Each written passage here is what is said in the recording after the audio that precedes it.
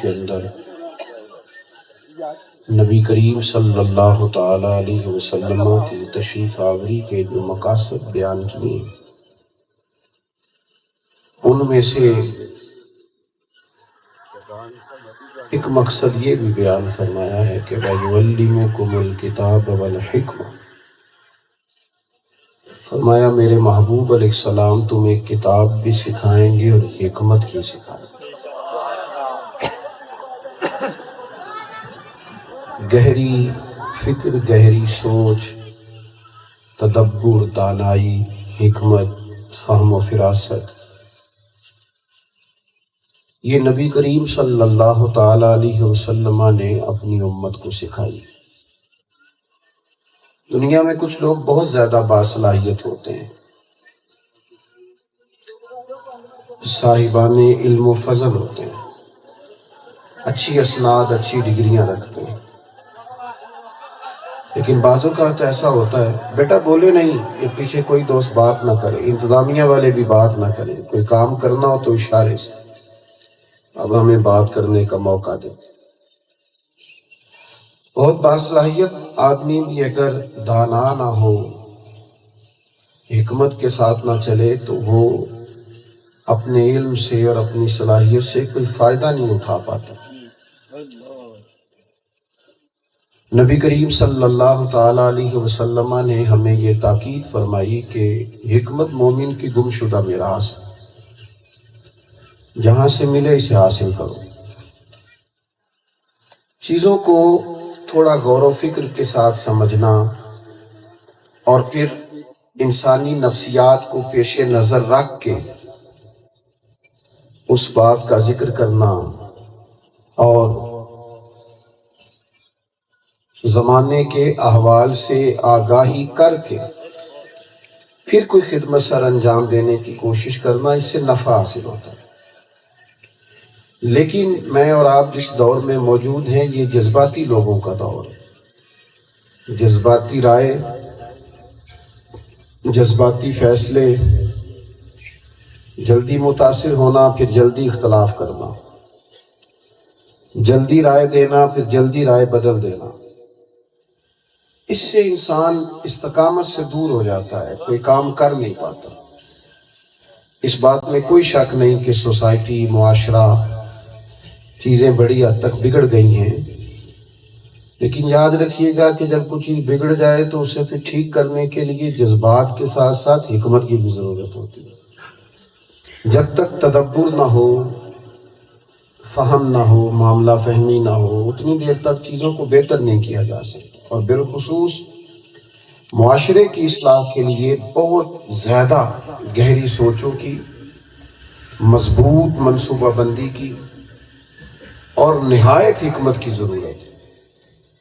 کسی کا بچہ بگڑ جاتا ہے، چھوٹا بچہ ضد کرتا ہے، وہ اپنے بچے کے سامنے ہی سب کو بتا رہا ہوتا ہے کہ یہ بڑا ضدی ہے، بڑا اکھڑ مزاج ہے، باقی بہن بھائی تو بڑے اچھے تھے لیکن یہ بڑائی ان سب سے مختلف ہے۔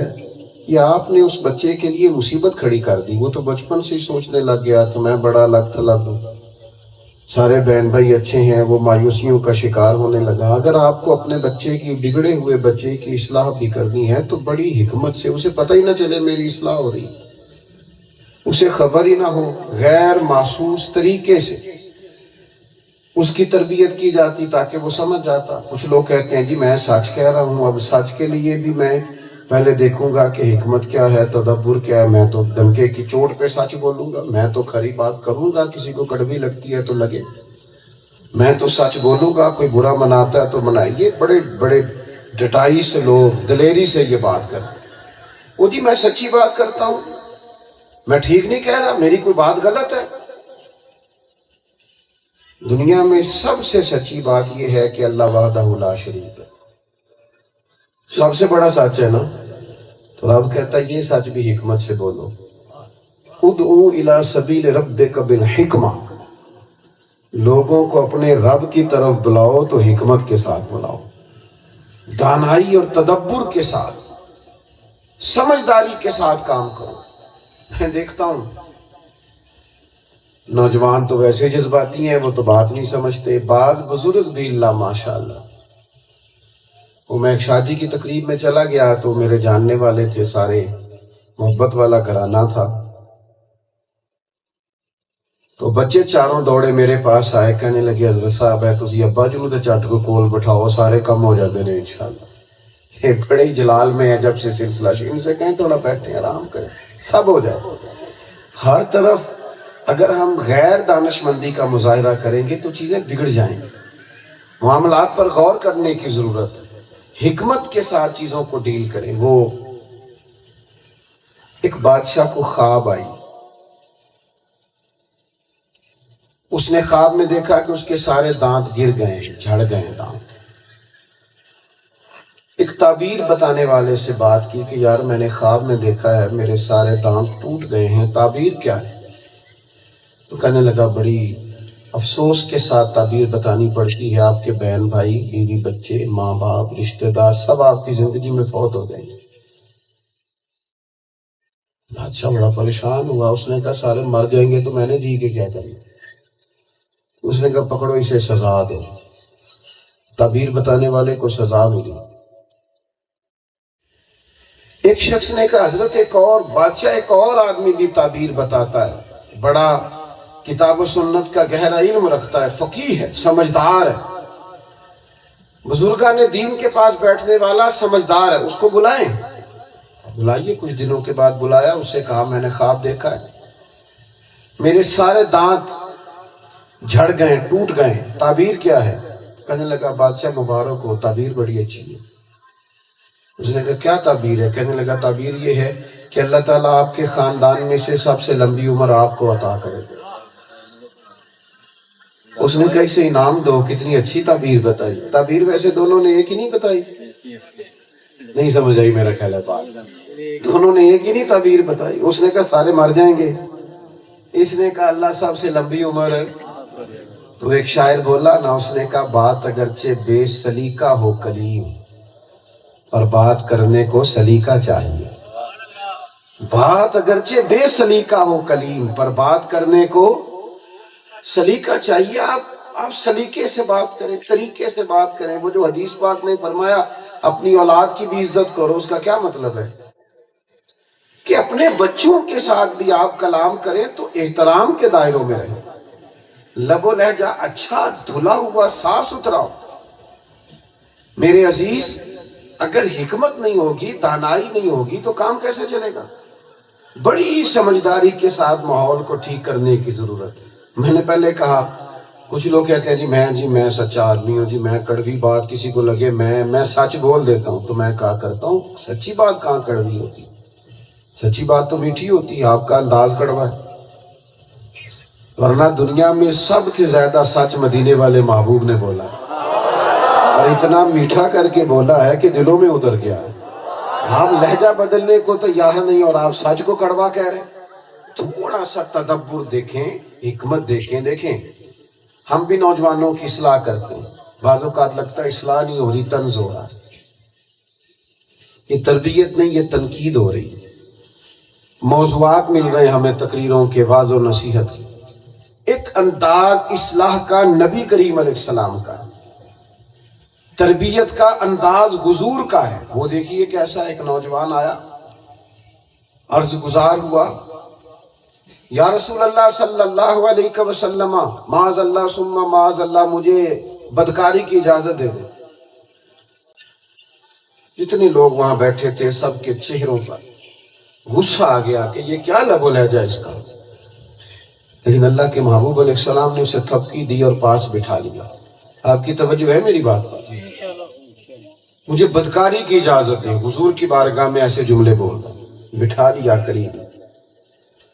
حضور فرمانے لگے یہ بتا تو پسند کرتا ہے کوئی معاذ اللہ تیری بہن کے ساتھ بدکاری کرے؟ اس نے کہا سوال ہی نہیں پیدا ہوتا، جرت ہے کسی کی گویا؟ فرمایا ماں کے ساتھ، بیٹی کے ساتھ، خالہ کے ساتھ، پھپھو کے ساتھ۔ اس نے کہا سوال ہی نہیں، جرت ہے کسی کی؟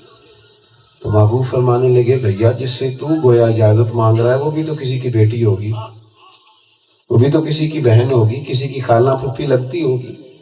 اگر ہم چاہتے ہیں کہ سوسائٹی میں سب کی مائیں بہنیں بیٹیاں گندی نظروں سے اور میلی اور ترچھی نگاہوں سے بچیں، تو پھر سب سے پہلے ہمیں اپنی نظریں پاک کرنی ہوگی. تو پھر محبوب نے اس کے سینے پہ ہاتھ بھی پھیرا اور دعا بھی کی. کہنے لگا حضور آج کے بعد یہ خیال بھی کبھی ذہن میں نہیں لاؤں. تو آپ ڈیل تو حکمت سے کریں، آپ دانائی اور تدبر کے ساتھ چیزوں کو لیں، لیکن تنقید کر دینا، طنز کر دینا، نوجوان نسل کو برے طرح سے ہر وقت اپنی جو ہے وہ باتوں کا نشانہ بنائے رکھنا، اس سے کہاں اصلاح ہو. تربیت کے لیے مناسب حکمت عملی کی ضرورت. اچھی تدبیر کریں، اچھے طریقے سے چیزوں کو دیکھیں، لیکن ہم نے ایسا کوئی منصوبہ بڑی معذرت کے ساتھ نہ گھر کے بزرگ غور کرتے ہیں کہ ان بچوں کو واپس دین کی طرف کیسے لائیں، نہ اس پر سوچتے ہیں، نہ ہمارے دینی اداروں میں مساجد میں ہمارے منتظمین کو ایسا بہترین بندوبست کرتے ہیں کہ ان کے لیے آگاہی اور شعور کی بلندی کا کوئی بندوبست کیا جائے. ہمارا ہر چیز بدل گئی، ہر چیز میں تبدیلی آ گئی، ہر حکمت لوگوں نے نئی سے نئی اختیار کر لی، لیکن ہم ہیں کہ وہیں بیٹھیں. وہ خاص غور و فکر جس کی ضرورت ہے وہ اپنانے. اور نوجوانوں سے بھی کہوں گا، کامیابیاں حکمتوں سے حاصل ہوتی ہیں.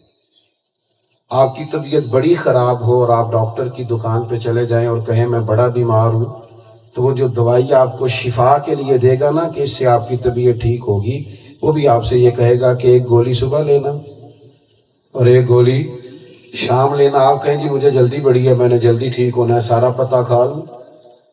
تو وہ اگرچہ دوائی شفا کے لیے ہے، پر سارا پتہ کھانے سے آپ زیادہ بیمار ہو جائیں. حکمت یہ ہے کہ آپ مناسب خوراک لیں، مناسب پرہیز کریں، ٹھیک ہو جائیں گے. لیکن دانائی ہونی چاہیے. حکمت. دیکھیں ایک شخص آیا حضور کی بارگاہ میں، امام رازی نے لکھا ہے،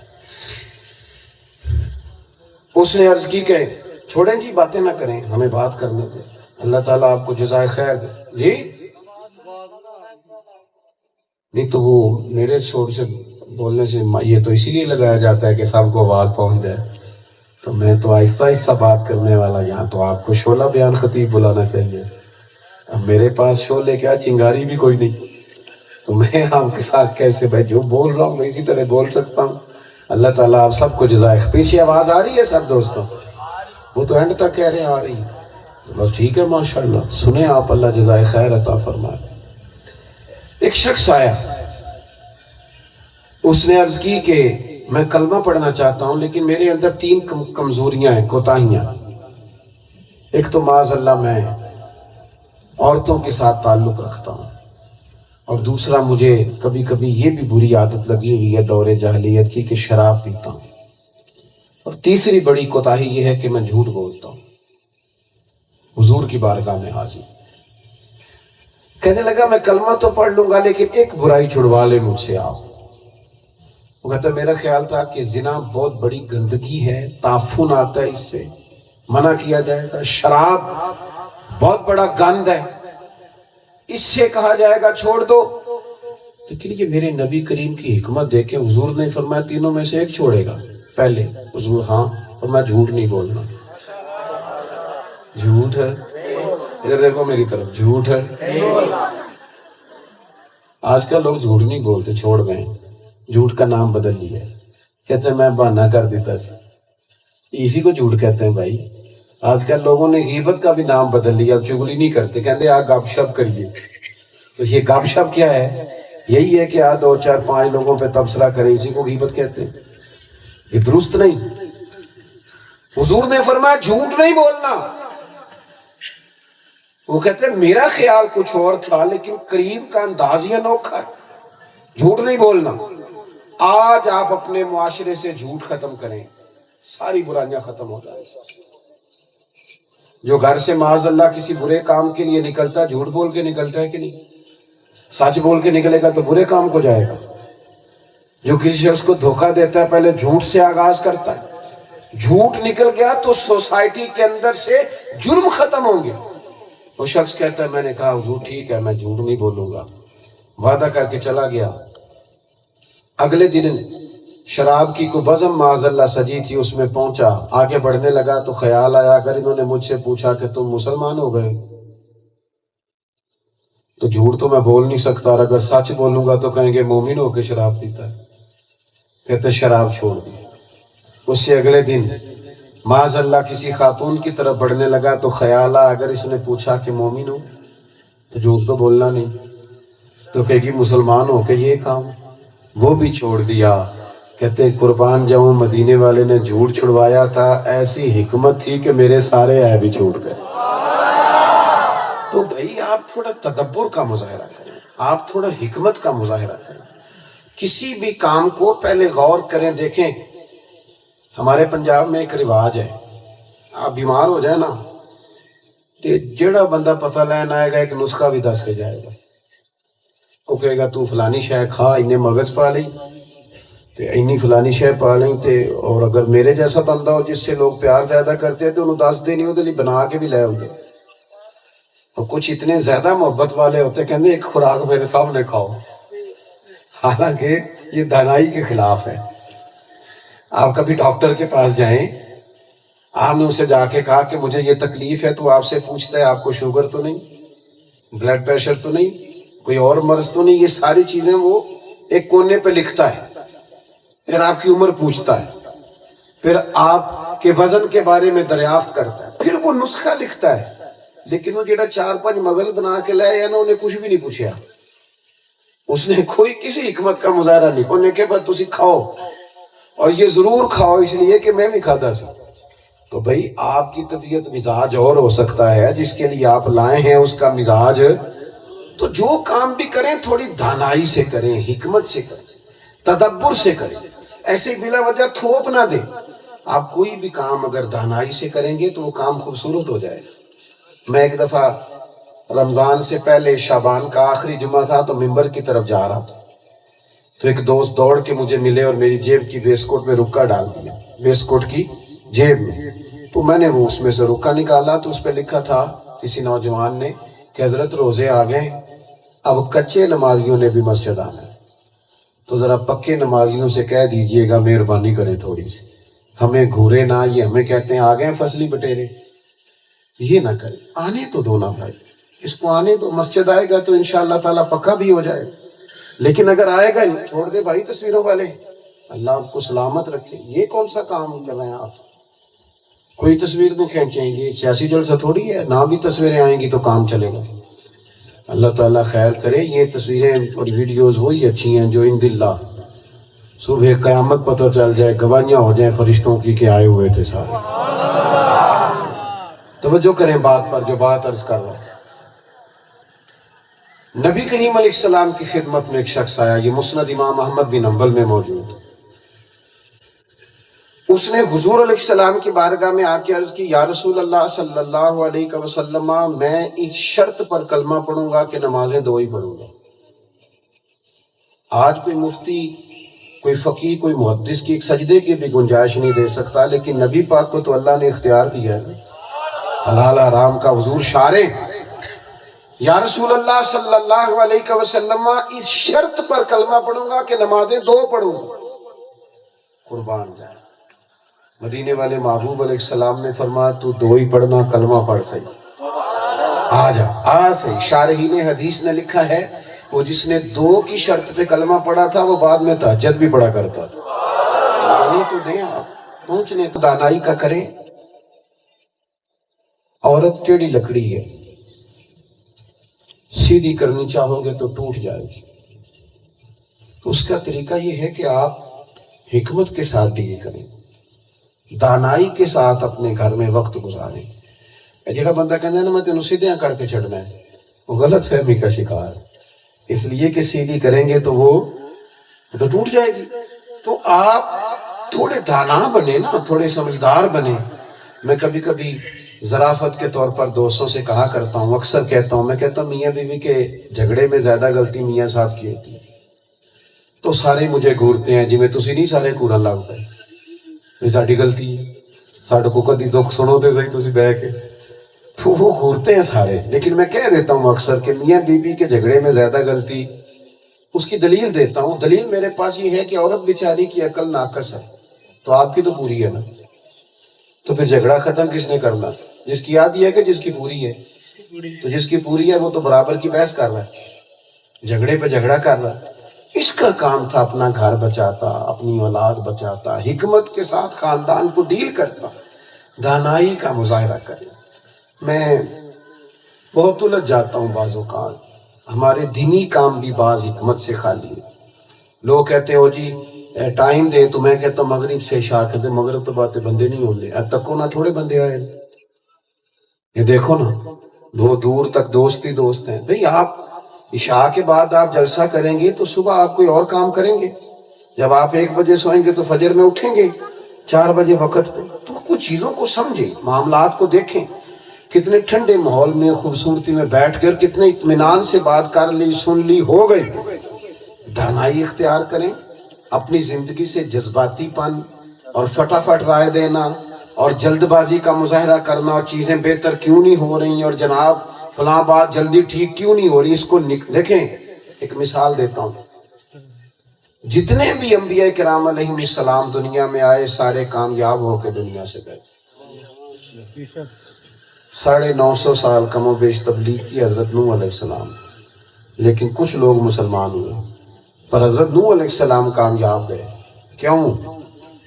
کہ جو ڈیوٹی اللہ نے لگائی تھی وہ ڈیوٹی انہوں نے پوری دی ہے۔ باقی انقلاب تو رب کی حکمت ہے کب آنا ہے۔ ہمارے ذمہ جو ڈیوٹی ہے وہ ڈیوٹی ہم نے، ہمارے استاد کہا کرتے تھے پتر مسجد دھیان نہ کھولنی ہے تے صفاں وقت نہ بچھانیاں نے تے اذان ٹائم نہ دینی، نمازی اللہ کال دے گا۔ تو اگر مسجد ہی وقت پہ نہ کھولی جائے، ڈیوٹی ٹھیک نہ کی جائے اور پھر کہا جائے کہ نمازی نہیں آ رہے، تو یہ انداز بھی درست نہیں ہے۔ نہایت حکمت سے اور بالخصوص فیصلے حکمت سے کریں۔ یہ جذباتی کام چھوڑ دیں کہ میری بہن کا بیٹا تو فل نکمہ ہے، میری بیٹی پڑھی لکھی ہے، سمجھدار ہے، پر وہ بہن آ گئی سی انہیں پیروں تے دوپٹہ رکھتا سی، تو آپ نے بیٹی کی قربانی دے دی جذبات میں آ نکمے کے ذمہ لگا دی اپنی بیٹی، ایک بد اخلاق آدمی کے پلے باندھ دی، صرف یہ کہ بھائی آ گیا تھا، صرف یہ کہ بہن آ گئی۔ یہ جذباتیت ہے۔ بچوں کی قربانیاں نہ دیں، اپنی دینی پڑتی۔ آپ جذبات میں آ کے مجھے فلاں نے کہہ دیا تھا تو میں مان گیا، کیوں مان گئے آپ؟ ساری زندگی بچی اور بچے کو آپ نے عذاب میں ڈال دیا۔ کہیں بچی کا اخلاق برا ہوتا ہے اور ہم یہ دیکھیں کہ میری رشتہ دار ہے، ہم بچے کا نکاح کر دیتے ہیں۔ پوچھیں اس خامن سے جس کے گھر میں بچے تو ہو گئے ہیں پر بیوی کا اخلاق ٹھیک نہیں، وہ کتنی تکلیف میں وقت گزارتا ہے۔ اور پوچھیں اس بچی سے کہ جو بیچاری باپ کے کہنے پہ مان تو گئی ہے پر خامند اور شوہر کا اخلاق برا ہے تو کتنی تکلیف میں۔ جذباتی فیصلے نہ کریں، آپ حکمت دیکھیں، دانائی دیکھیں، وقت کا تقاضا دیکھیں، تناظر میں دیکھیں، معاشرے کی اصلاح ہو جائے۔ جس وقت مکہ فتح ہوا ہے تو اسلامی جھنڈا حضرت سعد بن عبادہ رضی اللہ تعالیٰ عنہ کے دست مبارک میں تھا۔ یہ جن کے پاس جھنڈا ہوتا تھا ان کو علم بردار کہتے تھے، اور وہ کمان کرتے تھے، آگے آگے چلتے تھے۔ بہت بڑا عہدہ تھا کسی کے پاس جھنڈے کا ہونا۔ ان کے ہاتھ میں جھنڈا تھا۔ کوئی ایسی بات ان سے ہو گئی، کچھ حالات ایسے ہو گئے کہ تبدیلی کرنے کا وقت آ گیا کہ جھنڈا کسی اور کو دے دیا جائے۔ کوئی اتنی بڑی غلطی نہیں، ویسی بعض اوقات ماحول ایسا بن جاتا ہے۔ تو صحابہ فرماتے ہیں بڑے پریشان تھے کہ آدمی بڑا باکمال ہے، خدمات بہت زیادہ ہیں، جلیل القدر صحابی ہیں، اور اتنی جلیل القدر ہستی سے جھنڈا لینا اور حساس بھی بڑھیں، لیکن قربان جائیں نبی کریم علیہ السلام نے فرمایا پریشان نہ ہو، لے لیتے ہیں جھنڈا۔ فرماتے ہم بڑے، ہمارے دل مد و جزر میں تھے، اوپر نیچے ہو رہے تھے، یہ کیا ہوگا؟ کوئی ایسی بڑی بات بھی نہیں، لیکن حالات کچھ عجیب ہو گئے، ان سے جھنڈا لینا پڑے گا۔ حضور نے فرمایا لے لیتے ہیں، کچھ بھی نہیں ہوتا۔ قربان جائیں نبی کریم علیہ السلام نے حضرت سعد بن عبادہ کو بلایا، فرمایا میرا ارادہ بنا ہے جھنڈا آپ سے لے لیا جائے۔ انہیں گردن جھکا رکھی تھی۔ حضور فرمانے لگے ارادہ یہ ہے کہ آپ سے لے لیا جائے اور آپ کے بیٹے کو دے دیا جائے۔ آپ کے بیٹے کو۔ بیٹا باپ کی جگہ پہ آ کے کھڑا ہو جائے نا تو باپ اتنا خوش ہوتا ہے، وہ سمجھتا ہے لو میں تو آزاد ہو گیا، کمال ہو، میرا بیٹا میری سیٹ سنبھالنے لگا۔ جس بات پہ انہوں نے پریشان ہونا تھا نا، اس بات پہ وہ راضی ہو گئے۔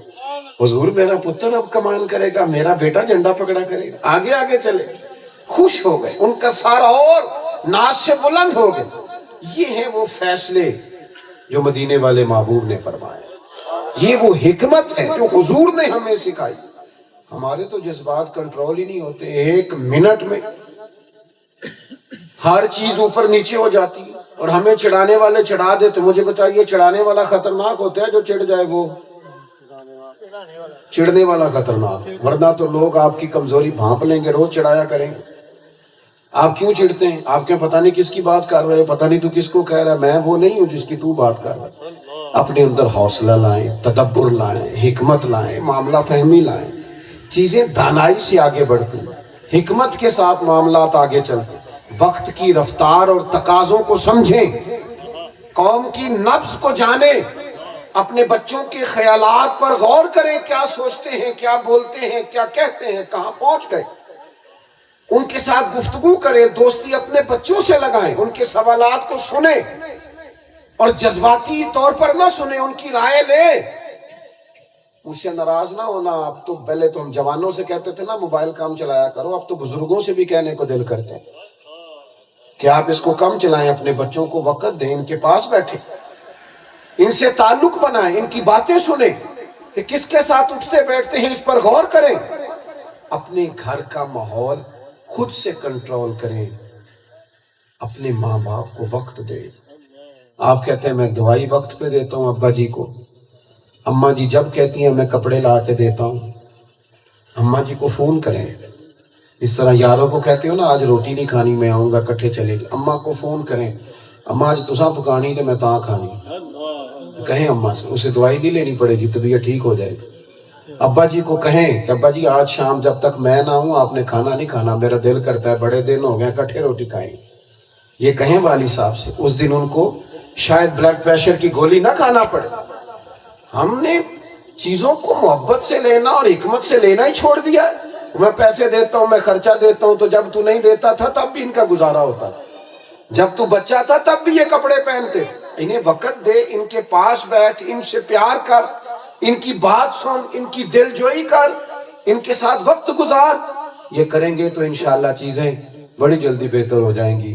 میرا رب فضل کر دے، ہمیں توفیق دے تاکہ ہم دانائی کے ساتھ آگے بڑھ سکیں۔ اللہم صلی علی سیدنا و مولانا محمد معدن الجود والکرم وآلہ وبارک۔ وقت میں خوبصورت بزم سجائی گئی، اپنی بارگاہ میں قبول فرما۔ جن دوستوں نے محنت کی ہے، جو اتنی بڑی تعداد میں تشریف لائے، اللہ سب کو لمحہ لمحہ برکتیں عطا فرما، رزق میں، مال میں، جان میں، عزت میں، آبرو میں، اور سب سے بڑھ کے دین کے ذوق شوق میں برکت پیدا کر دے۔ اللہ ہمارے گناہوں کو معاف کر دے، ہماری غلطیوں سے درگزر فرما دے، ہمارے علم کو نافع فرما، ہمارے حال پہ فضل فرما۔ اللہ تعالی محمد یونس عادل صاحب کے لیے دعا کرنے کو کہا گیا، مرحوم کی بخشش فرما۔ ایک بچہ بیمار ہے محمد سعید، اللہ اسے شفا عطا فرما، تمام بیماروں کو شفا عطا فرما، مقروضوں کو قرض کے بوجھ سے رہائی نصیب فرما، جو تنگ دست ہیں ان کے رزق میں وسعت کر دے۔ اللہ تعالیٰ جو بے چین ہیں انہیں چین دے دے، جو بے قرار ہیں انہیں قرار دے دے، الجھے ہوئوں کو دروازہ رسول صلی اللہ علیہ وسلم کی غلامی عطا فرما، وسوسوں کے غلبے جہاں ہیں وہاں ایمان کی دولت عطا فرما، یقین کامل کی نعمت عطا فرما۔ اللہ کریم دنیا ہو یا آخرت ہو ہماری پردہ پوشی فرما، دارین کی برکتیں عطا فرما، دین دنیا کی سعادتیں عطا فرما۔ ربنا تقبل منا انک انت السمیع العلیم وتب علینا انک انت التواب الرحیم رب اغفر وارحم وانت خیر الراحمین وصلی اللہ تعالی علی حبیبہ سیدنا و مولانا محمد